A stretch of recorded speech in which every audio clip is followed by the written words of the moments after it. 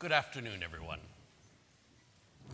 By the virtue of the powers granted by the Privy Council, the Royal Conservatoire of Scotland is this day holding a congregation for the conferment of degrees. Our ceremony begins with the conferment of an honorary degree. The authority of degree awarding powers resides with the Academic Board of the Conservatoire, which may confer an honorary degree of doctor upon any person it considers has made a truly outstanding contribution to their profession and whose achievements richly deserve high distinction and recognition.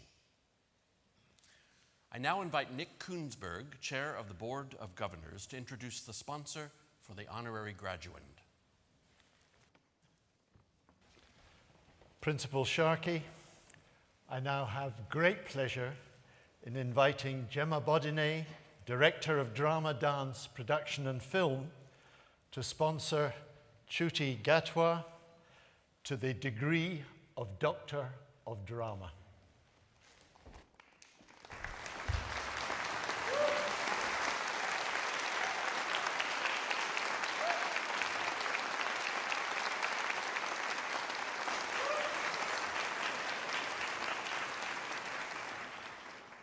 Chair, Governors of the Conservatoire, members of the Academic Board, graduates, invited guests, and you, Chuti.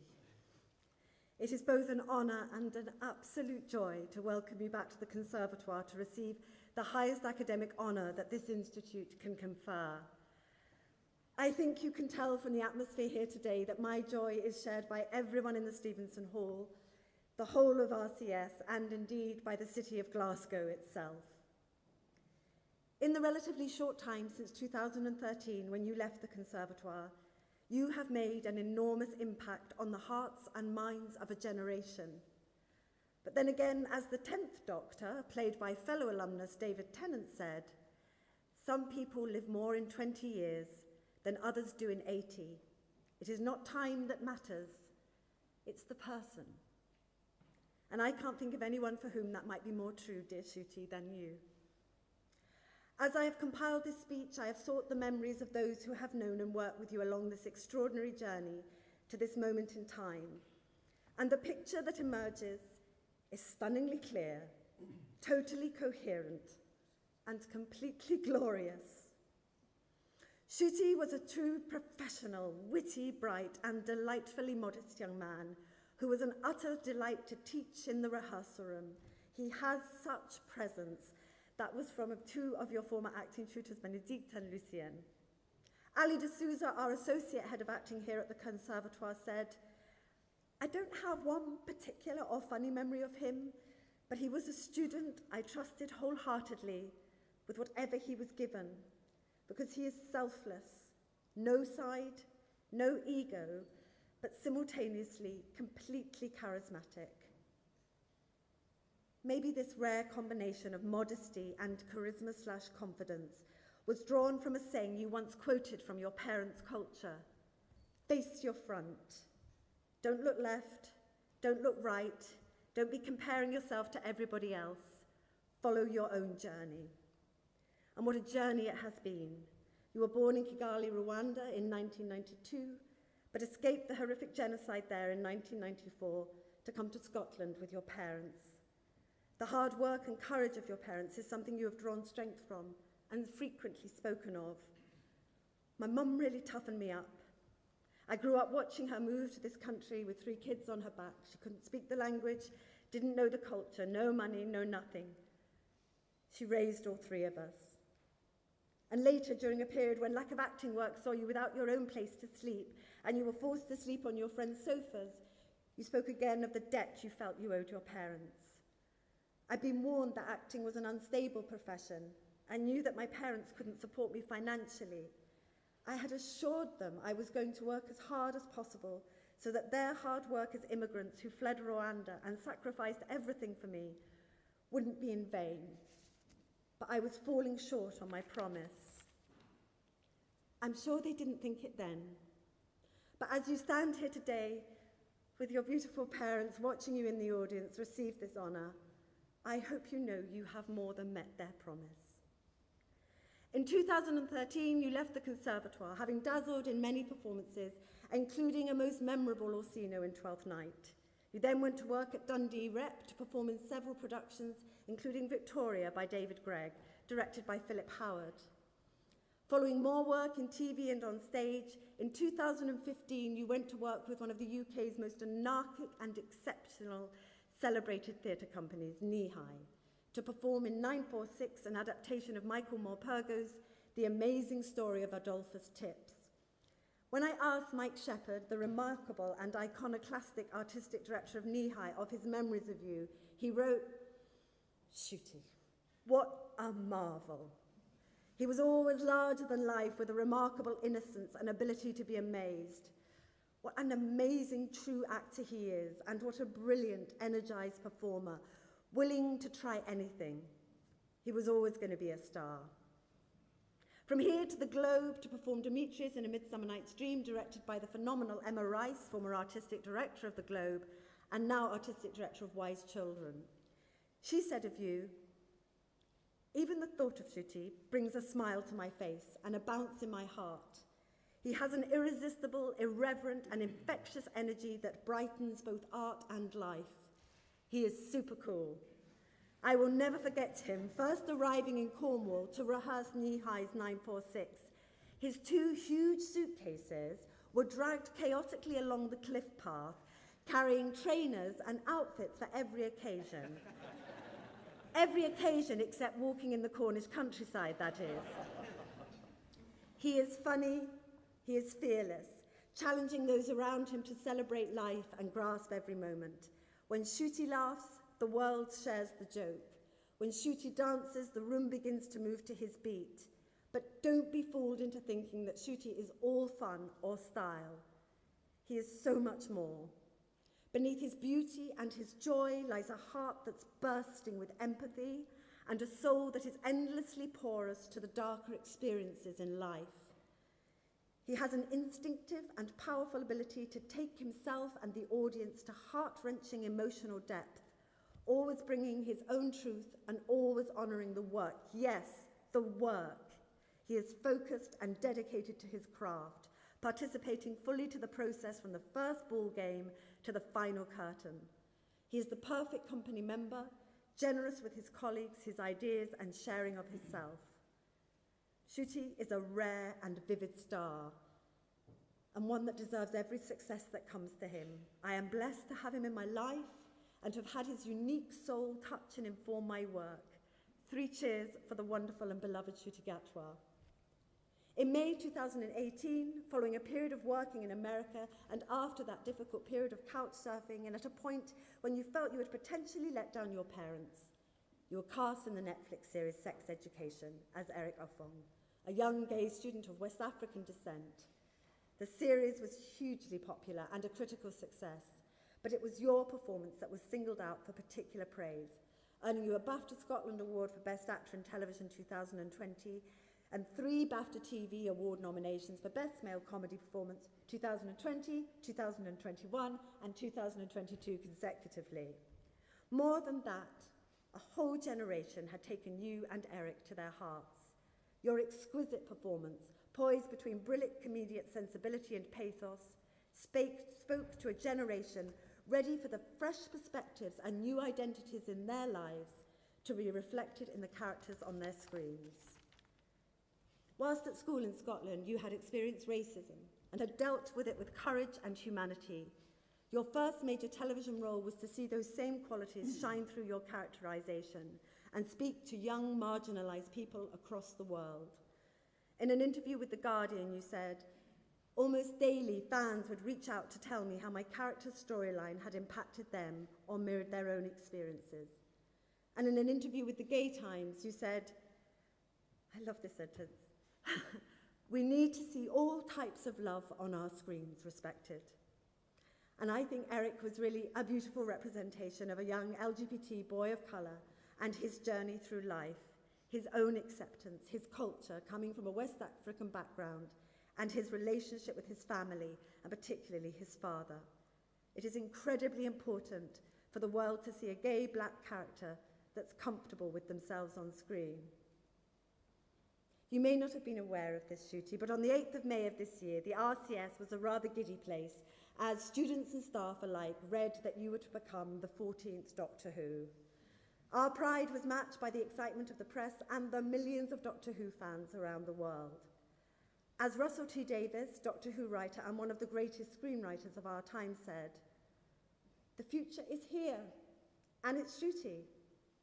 Sometimes talent walks through the door, and it's so bright and bold and brilliant, I just stand back in awe and thank my lucky stars."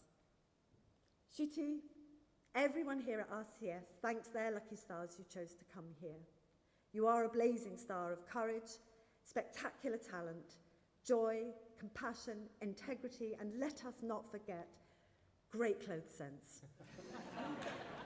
If you are the future, what a wonderful place that will be. You once said in a quote that seems so quintessentially you, "These are my dreams. Buy my mum a house, build a school in Rwanda," which I know you were doing, then carry on making enough money to buy soaps from Lush. The future is you, Shooty. Not many people can say they were made a doctor twice in 1 year. But it is my great honour to ask the Principal to confer the degree of Doctor of Drama, honoris causa, upon you, Shooty Gatwa.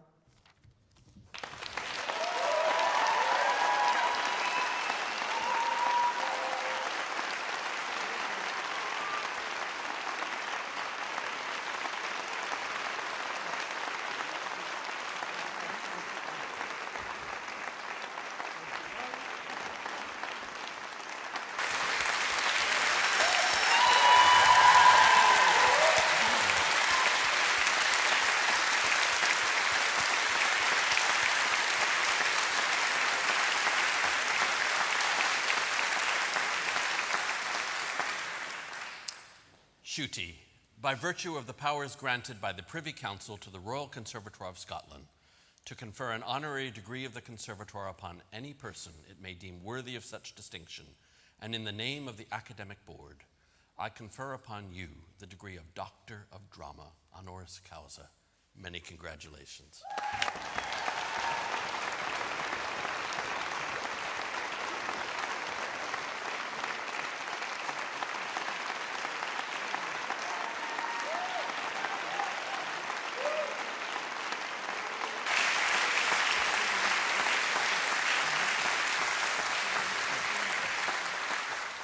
Can I now invite Dr. Shooty Gatwa to address our graduands?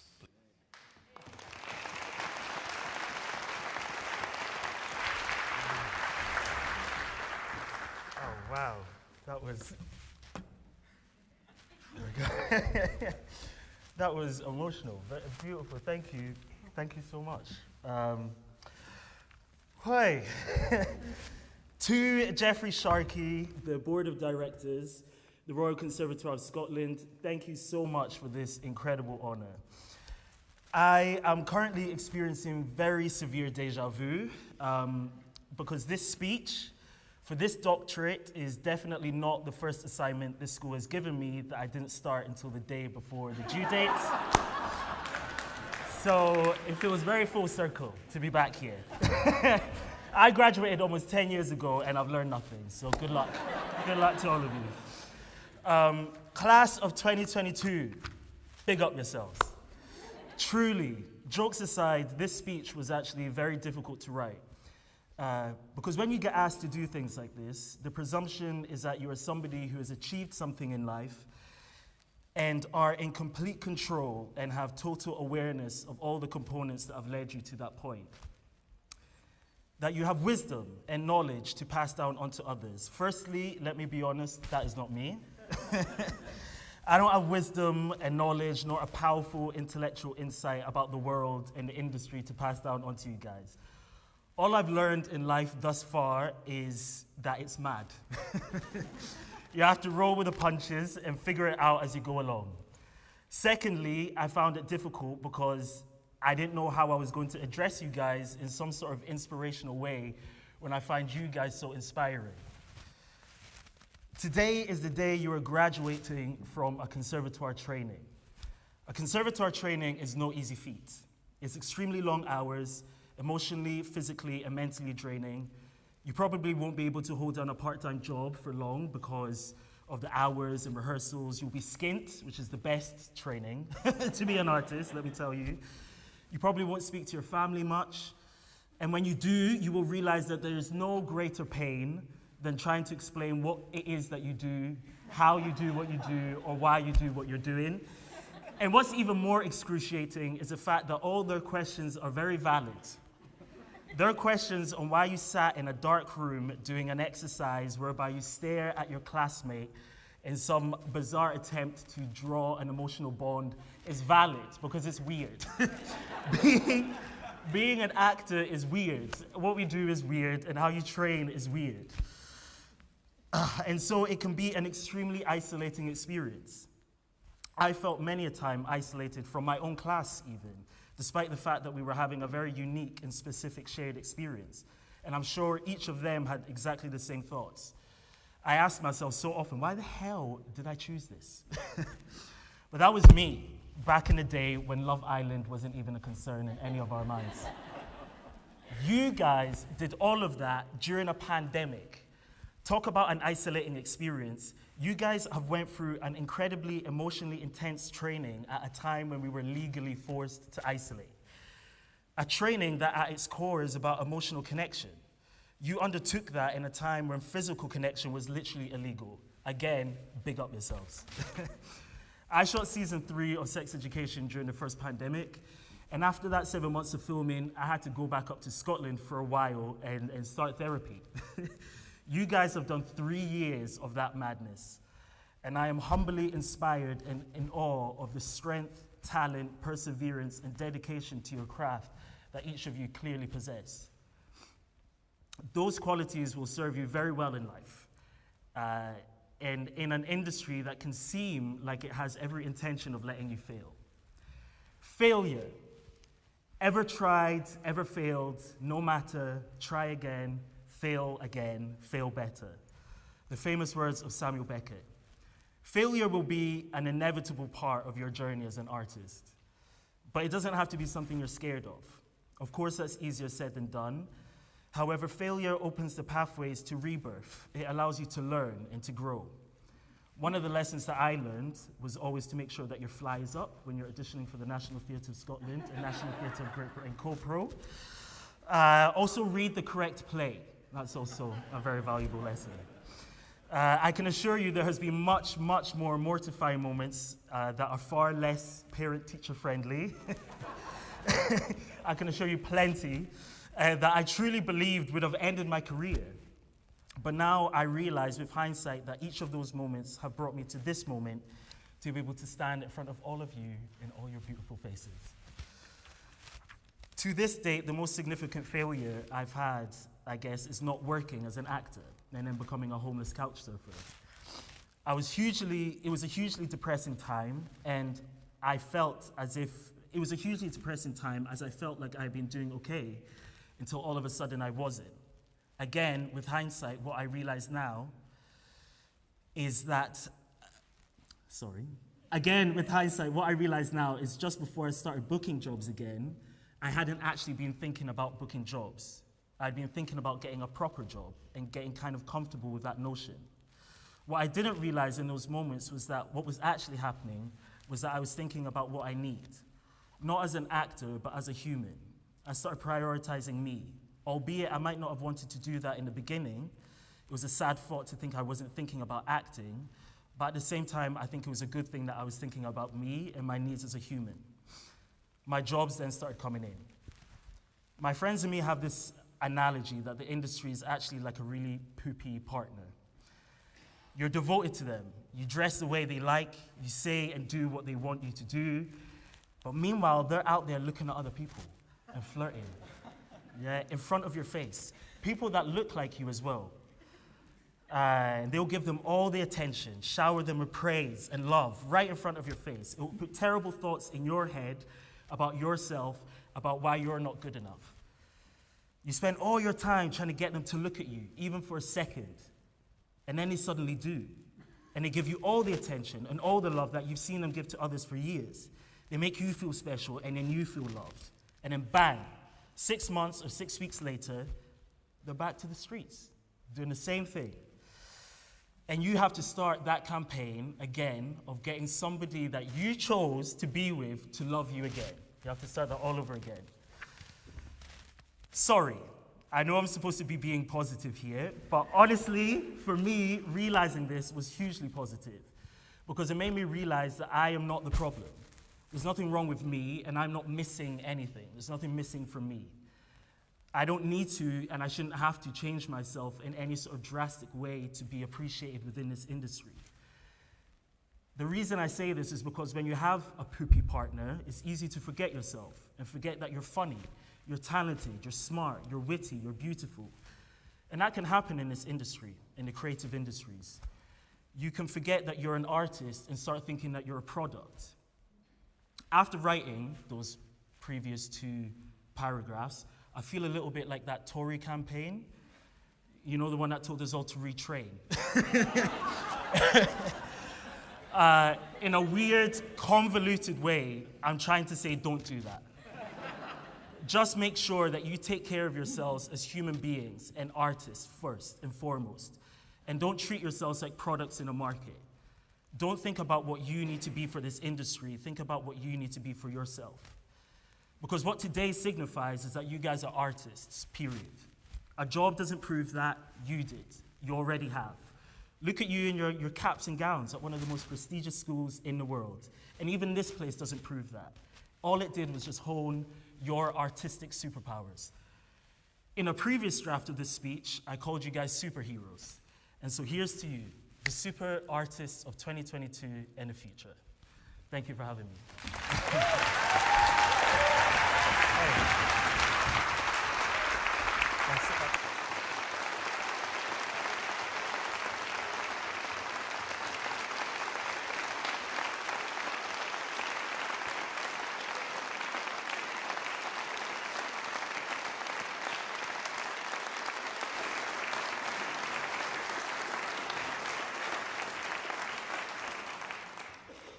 It is my pleasure to introduce a performance in celebration of the work of Dr. Shruti Gatwa, 12th Night, Act 2, Scene 4.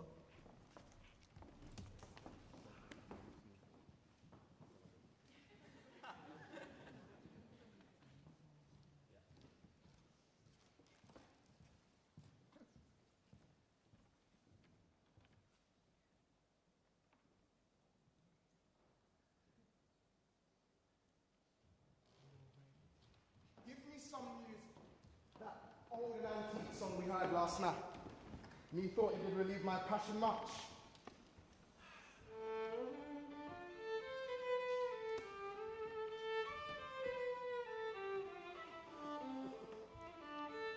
Come hither, boy. If ever thou shalt love, in the sweet pangs of it remember me, for such as I am all true lovers are, unstayed and skittish in all motions else, save the constant image of the creature that is beloved. How dost thou like this tune? It gives a very echo to the seat where love is thrown. Thou dost speak masterly, my life upon. Young though thou art, thine eye have stayed upon some favour that it loves. Hath it not, boy? A little, by your favour. What kind of woman is? Of your complexion. She is not worth thee then. What years in favour? About your years, my lord. Too old by heaven. Let still the woman take an elder than herself. So where is she to him? So sways she level in our husband's heart.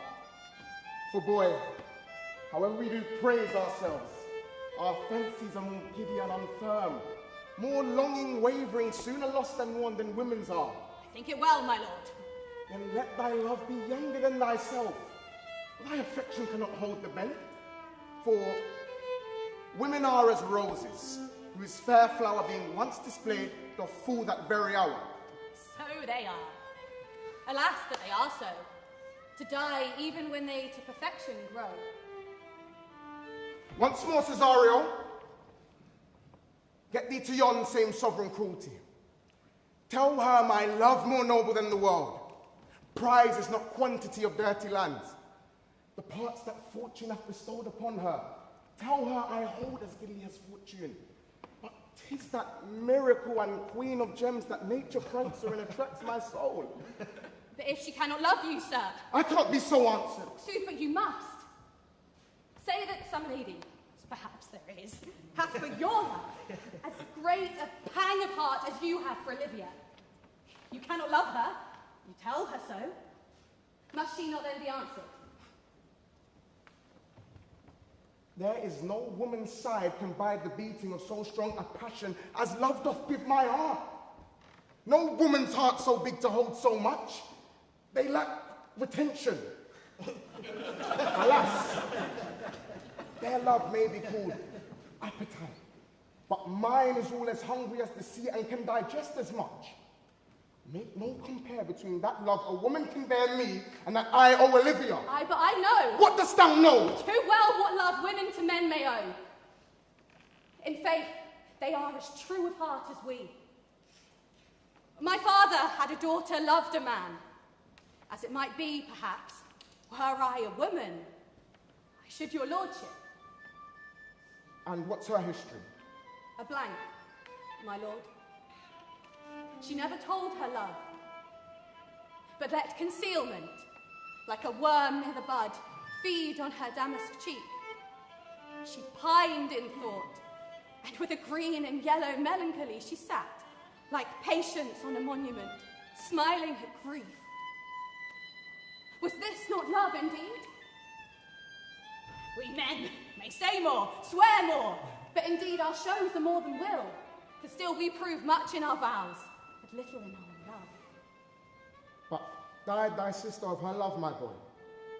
I am all the daughters of my father's house, and all the brothers too.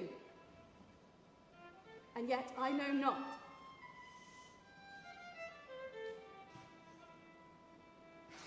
Sir, shall I to this lady? Aye, that's the theme.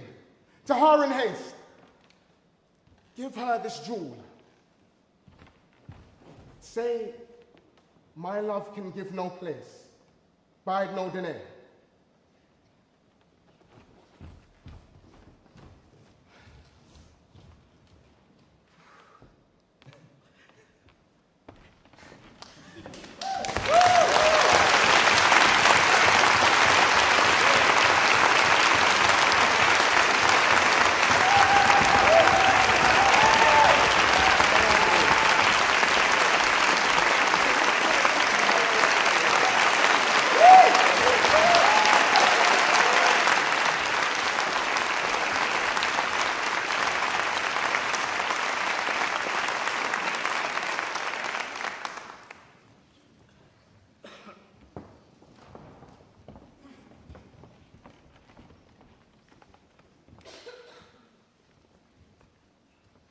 Thank you to our students for that wonderful performance. And now I invite the directors to present the graduands for their awards. Principal, in the name of the School of Drama, Dance, Production and Film, and with the authority of the Academic Board of the Royal Conservatoire of Scotland, I present to you these graduands who have been found worthy to receive the degree of Bachelor of Arts, Filmmaking. Francis Artigo.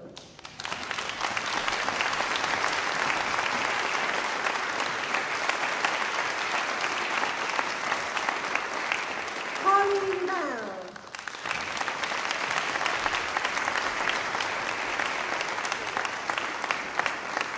Craig Buchanan.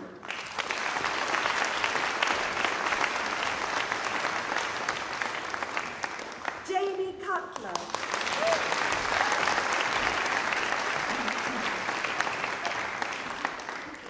Shema Dar.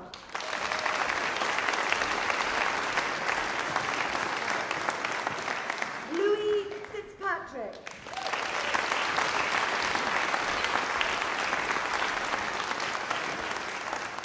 Mayor Gilmore.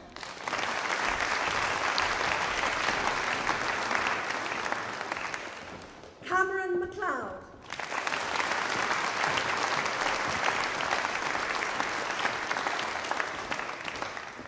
Rosalind McCormack.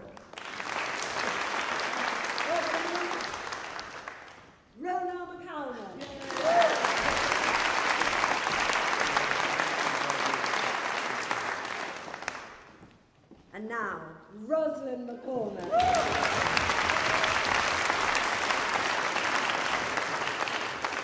Ryan Quinn.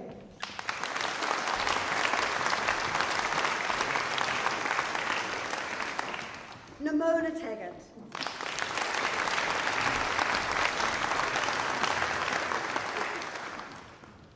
With the authority of the Academic Board of the Royal Conservatoire of Scotland, I present to you these graduates who have been found worthy to receive the degree of Bachelor of Arts, Modern Ballet. Pablo Dorado Calderon.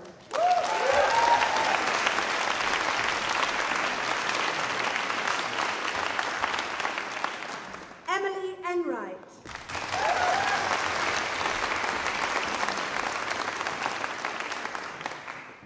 Sophie Gallagher.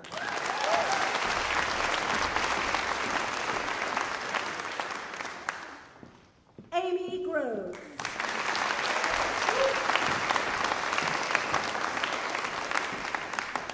Mitsuki Ito.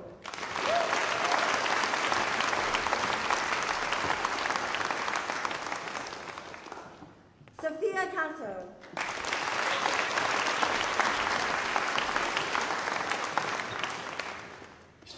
Claire McCormack.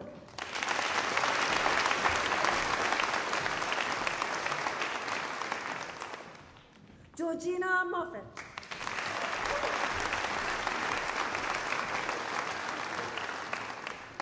Sumika Nagai.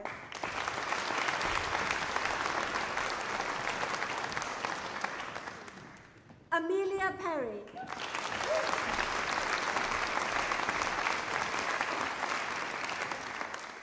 Isla Robic.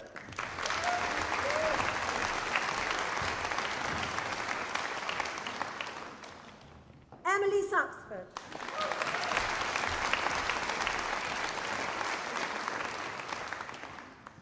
Hokyao Situ.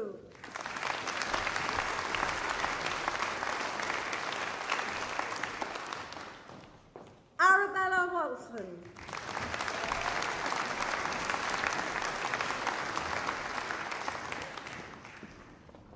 Finley Watson.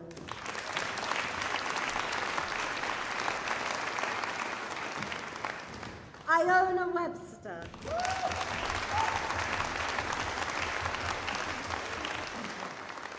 Aaron Young.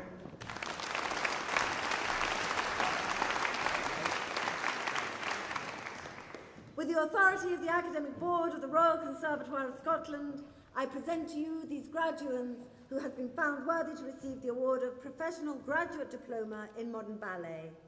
Kendall Gray.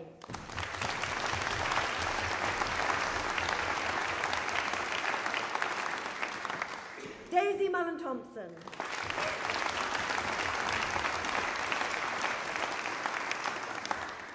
Jessica Nielsen.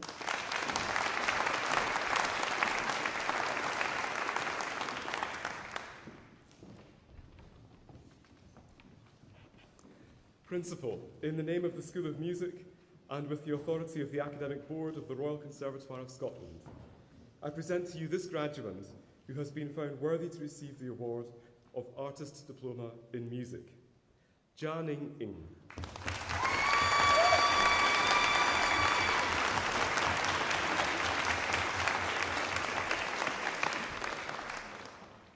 With the authority of the Academic Board of the Royal Conservatoire of Scotland, I present to you these graduates who have been found worthy to receive the degree of Master of Arts. In Jazz, Eva Alcaida Diaz.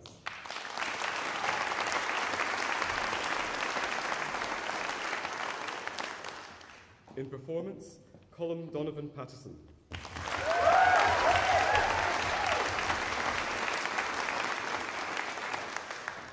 Tanya MacDonald.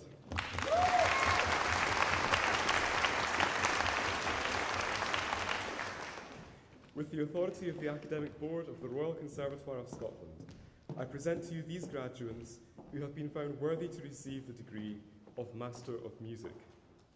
In Composition, Antonia Catu.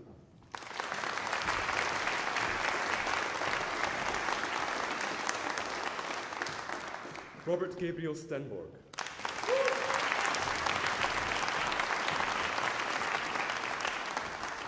Isidore Tenhoven.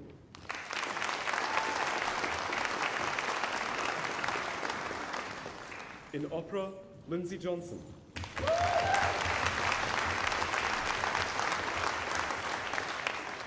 Ask Selena Clay.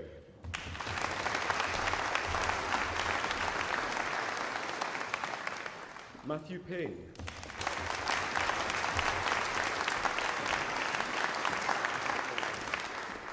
In performance, Lim Han Yin.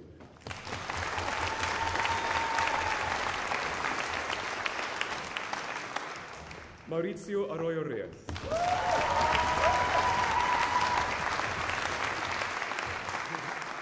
Ana Filipa Artio.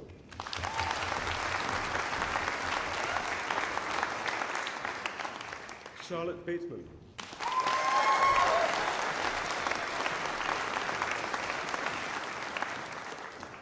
Helena Bjarkadottir.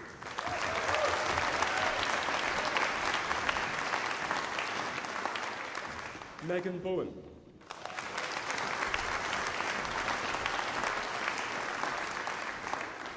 Amy Clark.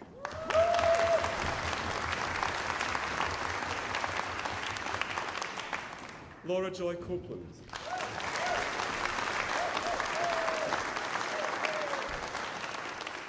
David Corr.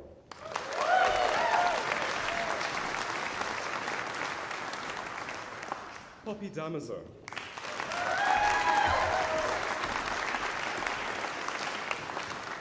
Amy Dyer.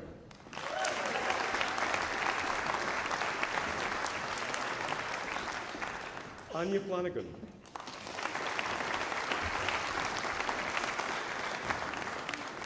Owen Foran.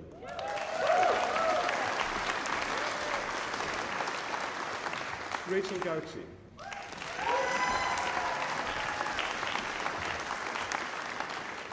Carla Ann Grant.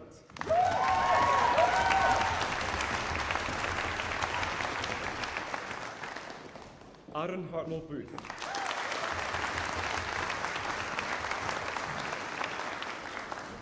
Wei-Jin Hu.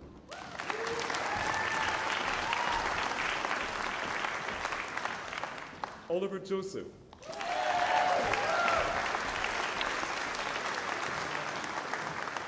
Roshin Lavery.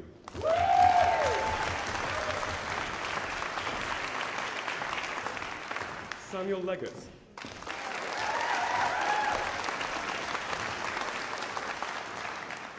Winnie Lewan Tono.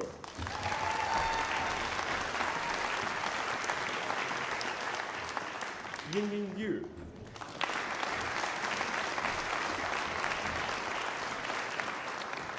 Sarah Luttrell.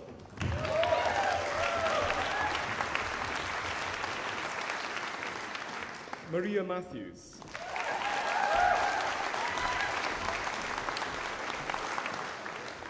Shane McCormick.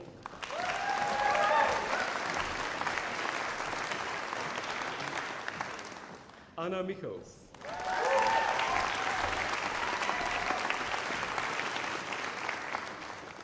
Shagnik Mukherjee.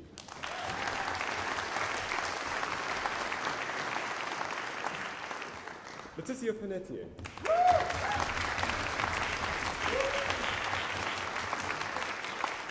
Bro Pike.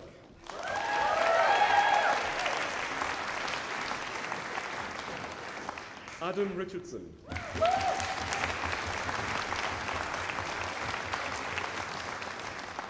Anthony Santiago.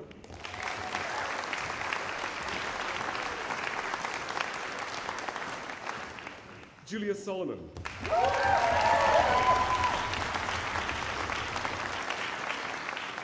Maria Urian.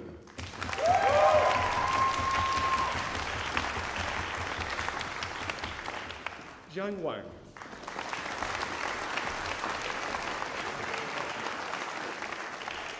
Zhenyan Wang.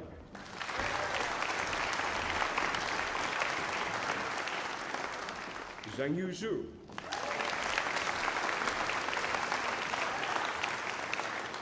Yanyan Zhao.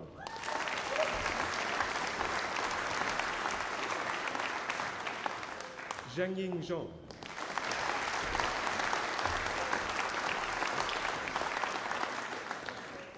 In piano for dance, Sara Almahala Gonzalez.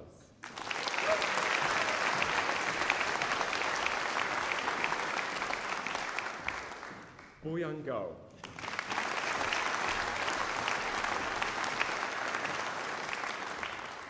In traditional music, Seamus Aboyle.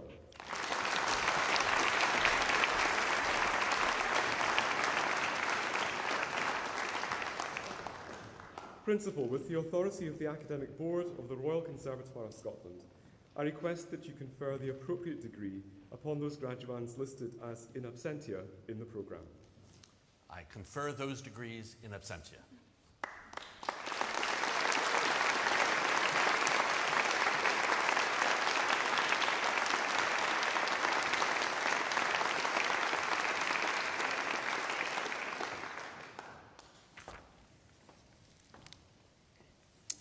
Well, hello, everyone.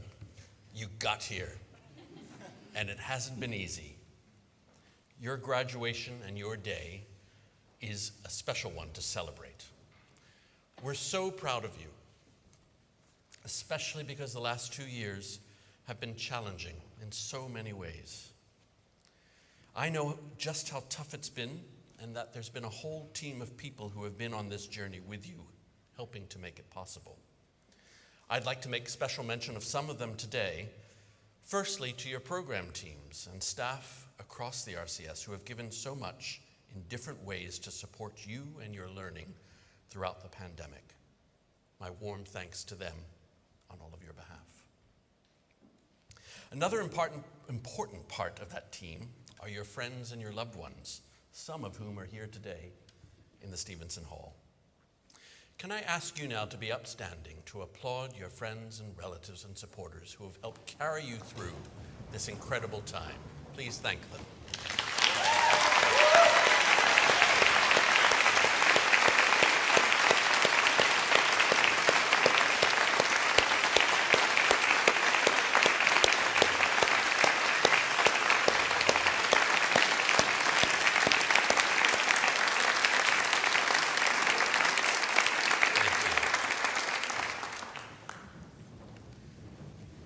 I'd also like to offer my congratulations once again to Dr. Shuti Gatwa. Shuti, we're so proud of you as an active creative citizen, as a graduate of RCS. Thank you for being the person that you are and sharing that with us and with the wider world. Your remarks today were so inspiring. Thank you. In contemplating what to say to all of you today, I was thinking a lot about space. And it's first of all because when I was 6, I dreamed of being an astronaut and a pianist. And I wanted to combine them, and I didn't think too much about the rocket fuel to require to get a Steinway into space. But more seriously, I've been thinking that space is a precious commodity in and through COVID.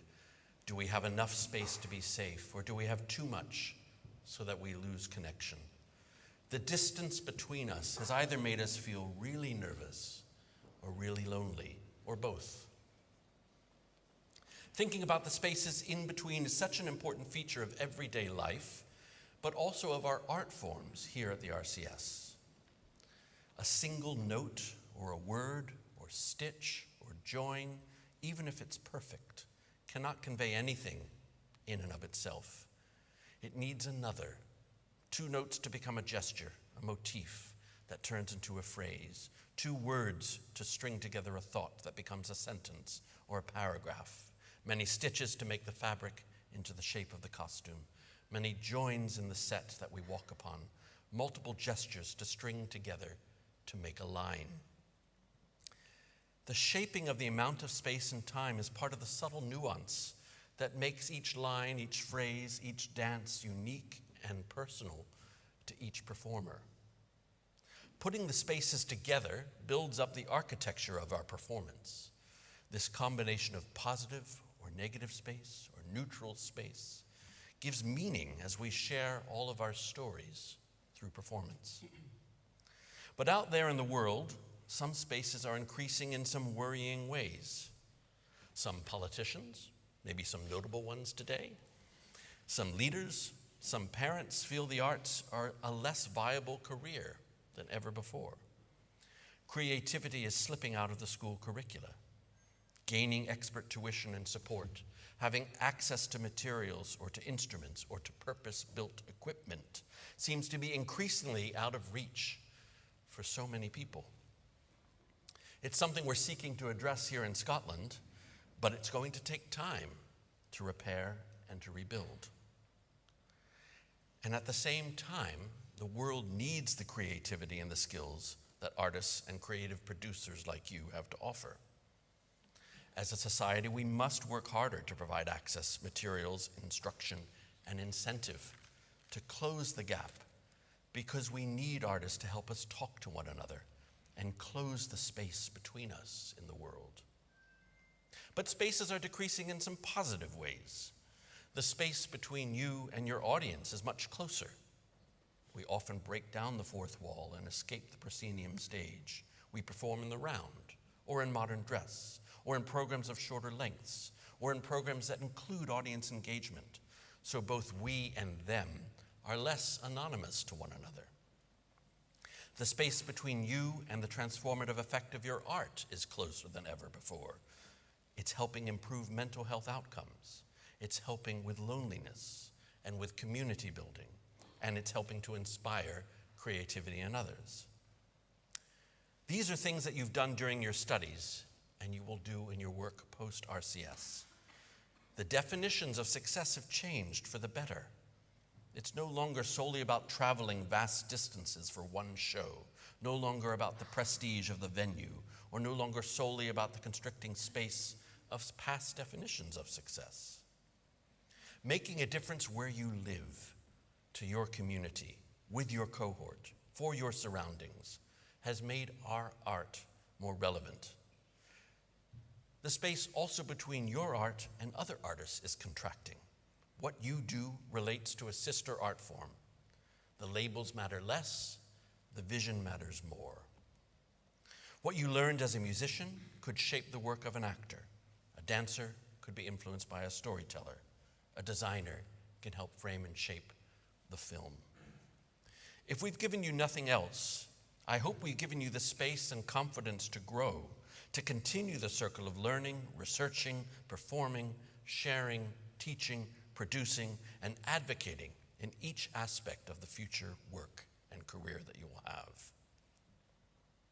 RCS is about reducing the space between us and our community and society, but it's also about widening the space and the sphere of influence of our beneficial artistic practice to more individuals and communities. An artistic world where we're free to express and share stories is a world with understanding, with self-knowledge and fulfillment and celebration of the best of human endeavor. I hope you will go from this space into your own, claim it, share it, make the changes you can for the betterment of your communities and our world. Congratulations from all of us, and thank you.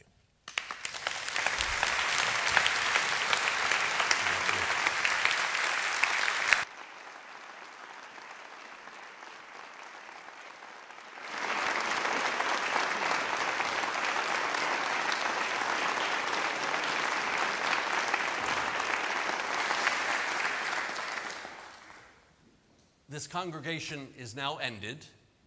Please be upstanding for our graduates.